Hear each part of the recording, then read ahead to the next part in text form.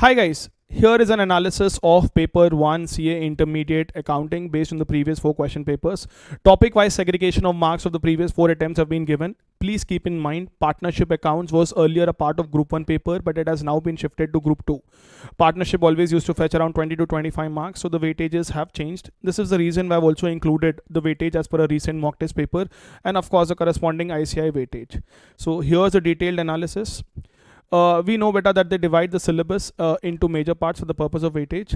The first subtopic here, or the first division here, is framework and accounting standards. Now, as we are all aware that question number 1 is compulsory question. And in accounts paper, the first question is entirely based on accounting standards.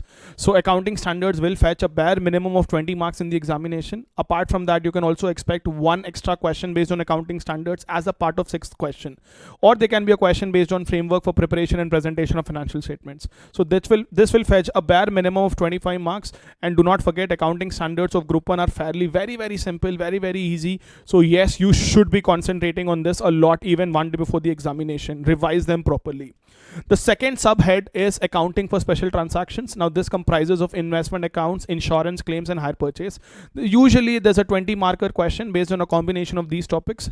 Investment accounts is generally seen as a part of every paper, and insurance claims. If insurance claim is not asked, then hire purchase would be asked.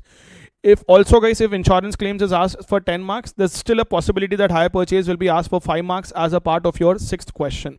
So investment accounts is the most important. If you mark the importance under this, next important is insurance claim, then is hire purchase.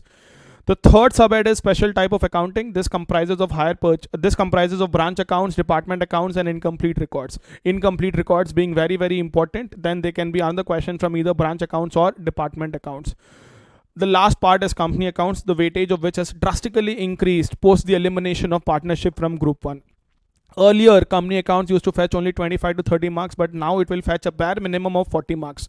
You should not be surprised if incomplete records come for 20 marks and company accounts comes for only 35 marks. They can, shift a weightage here and there little.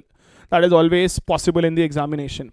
Now within company accounts also, guys, I would expect that there will be a question based on schedule 3 in the examination, preparation of balance sheet and profit and loss account. Profit prior to incorporation, pre and post incorporation profits is a very important topic. Redemption of preference shares is a very important topic. Prepare everything, but then ensure that you revise redemption of preference shares, pre and post incorporation profit, schedule 3 financials and the basics of cash flow properly one day before the examination. That's it, guys. Bye bye.